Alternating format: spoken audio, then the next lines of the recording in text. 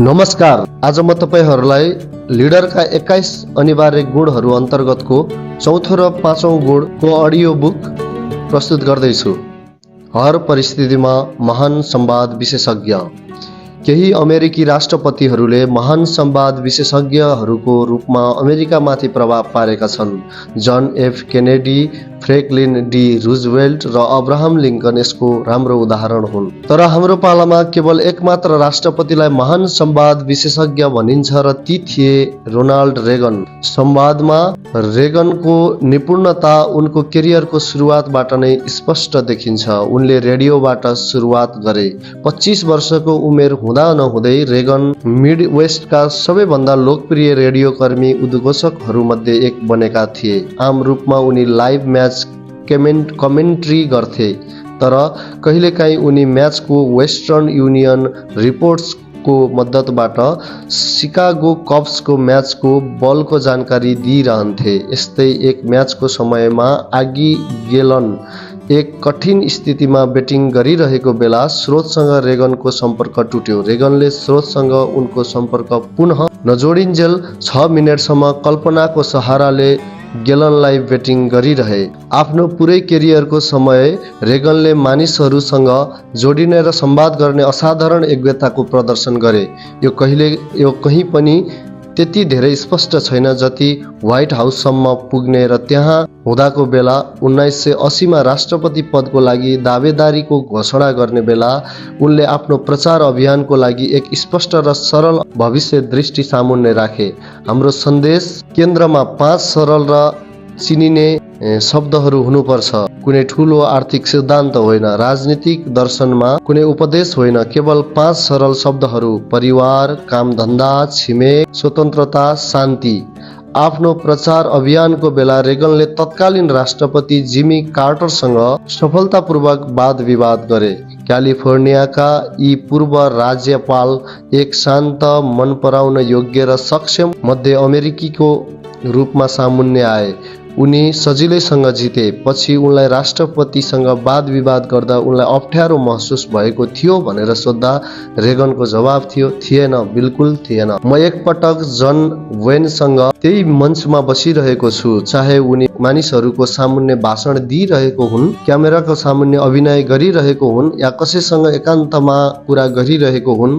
Reagan संवादमा धेरै असर छोड्नमा सामर्थ थिए। जब उनीमाथि गोली चलाइयो र उनलाई अपरेसन रुममा लगिँदै थियो, त्यस बेला पनि उनलाई अरूहरूलाई तनाव रहित गर्ने कुराको ठूलो चिन्ता थियो। अपरेसन गर्ने डाक्टरहरूसँग मजाक गर्दै उनले भनेका थिए, कृपया अपरेसन भन्दा पहिले मलाई तपाईँ सबै रिपब्लिकन मेरै पार्टीका हो भन्ने कुराको आश्वासन दिनु। रेगन राम्रो राष्ट्रपति यस कारणले थिए किनकि उनीसँग स्पष्ट भविष्य दृष्टि थियो। उनी सजिलैसँग निर्णय लिन्थे र निकै प्रभावशाली ढङ्गबाट अरूहरूलाई काम सुम्पिँदै। तर संवादको आफ्नो असाधारण योग्यताको बदौलत उनी महान लिडरको श्रेणीमा आउँथे। देशको नेतृत्वको मामलामा जनताले उनीमाथि यस कारण विश्वास गरेको थियो किनकि मानिसहरूलाई उनी को हुन्, कहाँ उभिएका छन् र के चाहन्छन् भन्ने कुरा राम्रोसँग थाहा थियो। यसकारण अमेरिकाका मानिसहरू पनि उनीसँग जहाजमा चढ्नको लागि उत्सुक थिए। संवादबाट नै रेगन यस्तो अनौठो लिडरको रूपमा निस्किए जसको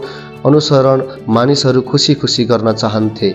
विस्तृत विवरण: चाहे तपाईँको मनमा रोनाल्ड रेगन झैँ देशको नेतृत्व गर्ने कुनै लक्ष्य नहोस्, त्यही पनि तपाईँलाई संवादको कलामा माहिर बन्ने आवश्यकता छ।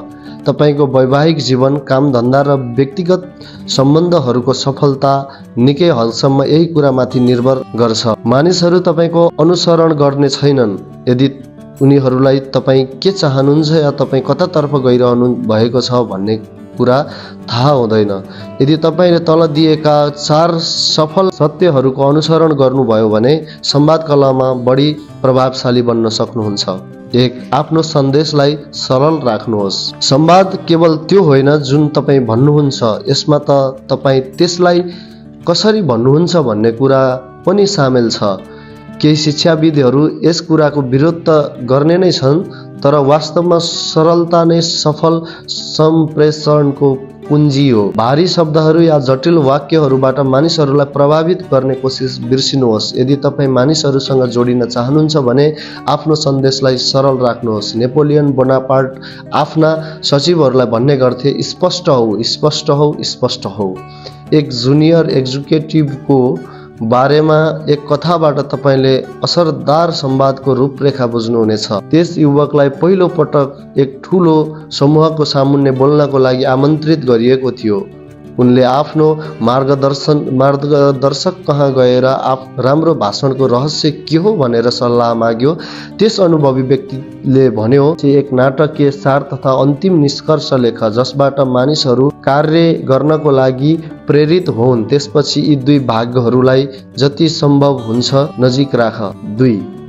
दृष्टि व्यक्तिमाथि रहोस्। प्रभावशाली संवाद विशेषज्ञहरू जुन मानिसहरूसँग संवाद गर्छन् तिनीहरूमाथि ध्यान केन्द्रित गर्छन्। जबसम्म कुनै श्रोता तथा श्रोता समूहको बारेमा कुनै जानकारी हुँदैन तबसम्म मानिसहरूसँग सार्थक संवाद सम्भव नै छैन। जब तपाईँ मानिसहरूसँग संवाद गर्नुहुन्छ, चाहे तिनीहरू व्यक्ति हुन् या समूह, तब आफूलाई यी सवालहरू सोध्नुहोस्। मेरो सामुन्ने को छ? उनीहरूको प्रश्न के हो? संवादको लक्ष्य के हो? र मसँग कति समय छ? यदि तपाईँ राम्रो संवाद विशेषज्ञ बन्न चाहनुहुन्छ भने श्रोता केन्द्रित बन्नुहोस्। मानिसहरू महान संवाद विशेषज्ञहरू माथि यस कारणले विश्वास गर्छन् किनकि महान संवाद विशेषज्ञहरू मानिसहरूमाथि केन्द्रित हुन्छन्। 3. सत्यता देखाउनुहोस्। विश्वसनीयता राम्रो संवादको पहिले आउँछ। श्रोताहरूसम्म आफ्नो विश्वसनीयताको सन्देश पुर्याउने 2 तरिकाहरू छन्।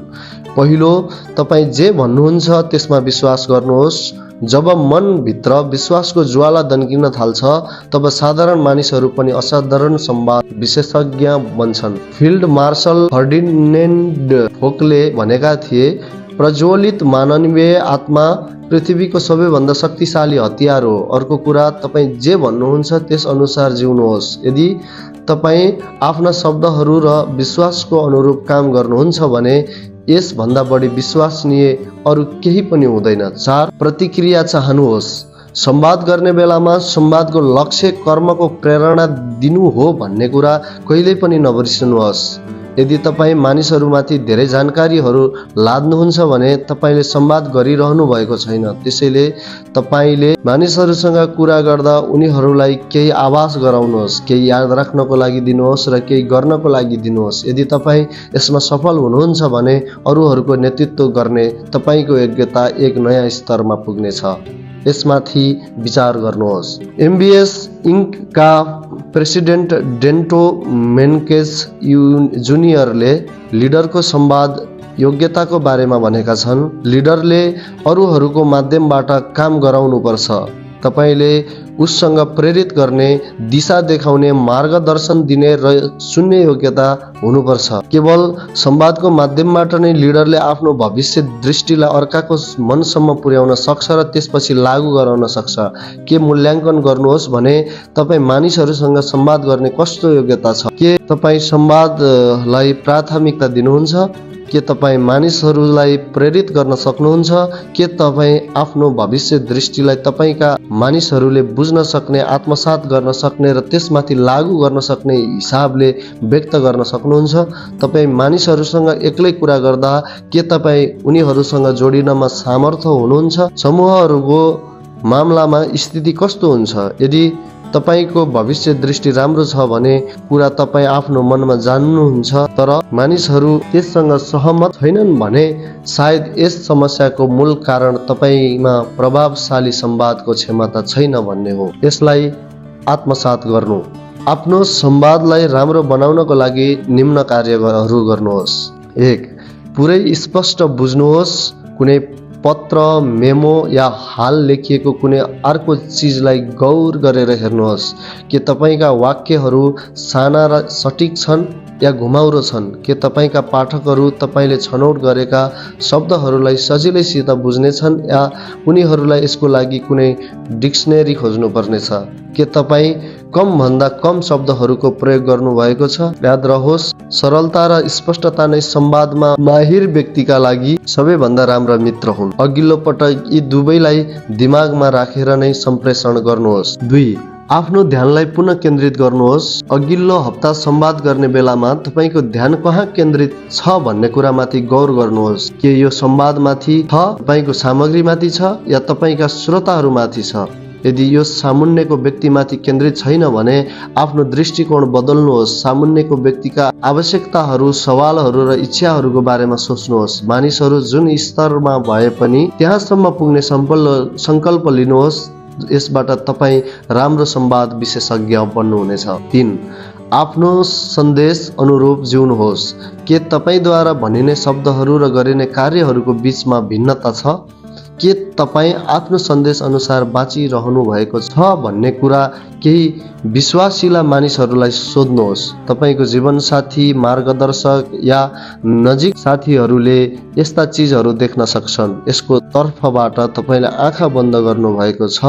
मानिसहरू, उनीहरूले जे भने पनि आफूलाई नबचाइकन उनीहरूको पुरै कुरा सुन्नुहोस्। त्यसपछि बढी तालमेल र एकरूपता ल्याउनको लागि आफ्नो जीवनमा परिवर्तन गर्ने सङ्कल्प गर्नुहोस्। दैनिक पाठ। 7 अप्रिल 1865 मा राष्ट्रपति अब्राहम लिङ्कनले एक कडा निर्णय लिए। उनलाई यो निर्णय रणभूमिमा लडिरहेका आफ्ना सेनापतिसम्म पुर्याउनु थियो। यसमाथि उनका सम्पूर्ण आशाहरू र राष्ट्रपतिको रूपमा उनको नेतृत्वको सम्पूर्ण दमदार थियो। संवाद विशेषज्ञको रूपमा आफ्नो पुरै उल्लेखनीय योग्यताको प्रयोग गर्दै उनले निम्नलिखित सन्देश पठाए। Lieutenant general grant, general Sheridan भन्छन्, यदि दबाफ दिइयो भने लीले समर्पण गरिदिनेछ भन्ने मलाई लाग्छ। दबाव बढाउनुहोस्। यो सम्प्रेषण अत्यन्त महत्त्वपूर्ण थियो। यसको बावजुद राष्ट्रपतिले जटिलताको सहारा लिएनन् र सरलतालाई छनौट गरे। हामीले पनि यस्तै गर्नुपर्छ। योग्यता।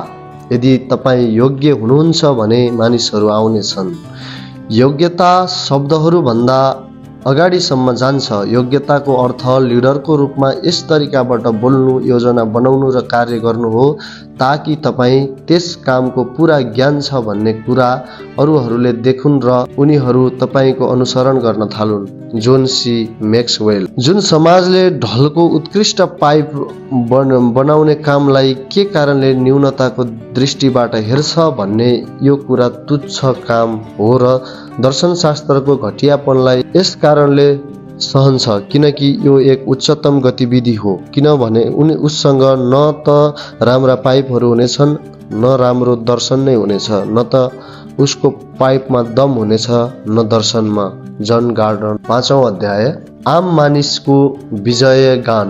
बेन्जामिन फ्रेङ्कलिन सधैँ आफूलाई सामान्य व्यक्ति मान्थे। 17 सन्तानहरूमध्ये एक बेन्जामिन फ्रेङ्कलिनको जन्म मोमबत्ती बनाउने एक व्यापारीको घरमा भयो जो धनी थिएनन्। उनको बाल्यकाल सामान्य थियो। उनी 2 वर्ष मात्र स्कुल गएर 12 वर्षको उमेरमा प्रिन्टिङ व्यवसायमा आफ्नो भाइहरूको सहायक बने। फ्रेङ्कलिनले कडा मेहनत र सादगीपूर्ण जीवन जिए। उनले 13 गुणहरूको एक सूची बनाए र त्यस अनुरूप बाँच्ने फैसला गरे। उनी हर दिन यी गुणहरूको परीक्षामा आफ्नो मूल्याङ्कन गर्थे र ग्रेड दिन्थे। 20 वर्षको उमेरमा उनले आफ्नो प्रिन्टिङ व्यवसाय सुरु गरे। यदि फ्रेङ्कलिन आफ्नो यस व्यवसायबाट सन्तुष्ट रहेको भए उनको नाम फिलाडेल्फियाको इतिहासमा एक फुटनोट भन्दा बढी हुँदैनथ्यो। तर उनले एक असाधारण जीवन जिए। उनी अमेरिकी स्वतन्त्रताका महत्त्वपूर्ण जनक थिए र उदीयमान राष्ट्रका महान नेता थिए। उनले स्वाधीनताको घोषणा पत्र लेख्नमा योगदान दिएर पछि पेरिस सन्धि तथा अमेरिकाको संविधान रचनामा पनि मद्दत गरे। यी 3 माथि हस्ताक्षर गर्ने उनी एक मात्र व्यक्ति थिए। यति मात्र होइन, उनलाई क्रान्तिको लागि सैन्य र आर्थिक सहायता हासिल गर्नको लागि पेरिसको एक मुस्किल तथा खतरनाक गोपनीय कूटनीतिक मिसनमा जानको लागि पनि छनौट गरियो। उत्तरी इजरायलको एक व्यापारीलाई यति धेरै प्रभावशाली बन्ने अवसर किन मिल्यो जबकि स्वाधीनता युद्ध धनी र मुख्यतः दक्षिणी जमिनदारहरूको नेतृत्वमा गरिँदैन थियो।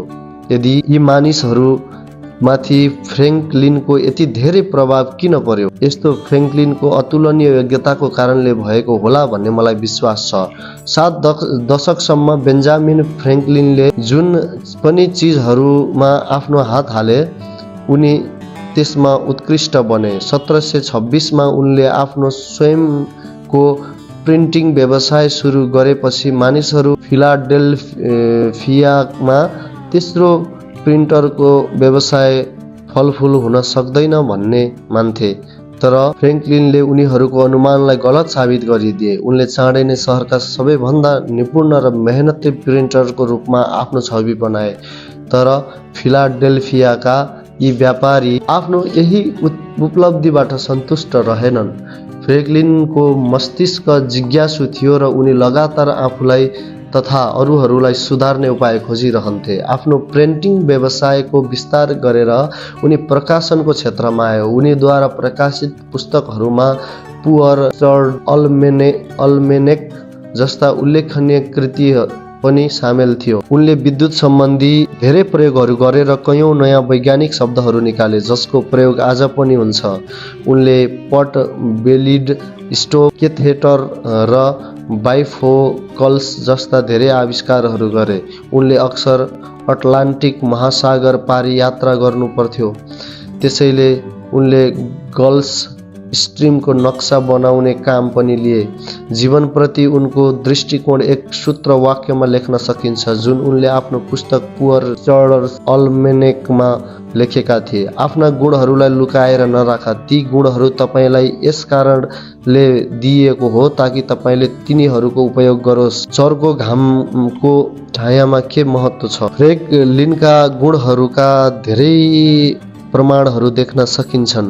उनले फिलाडेल्फियाको पहिलो लाइब्रेरी स्थापित गर्नमा मद्दत गरे। उनले देशको पहिलो अग्निशमन विभाग स्थापित गरे। उनले डेलाइट सेभिङ टाइमको अवधारणा विकसित गरे। उनले जनताको सेवा गर्नको लागि कयौं सार्वजनिक पदहरू पनि सम्हाले।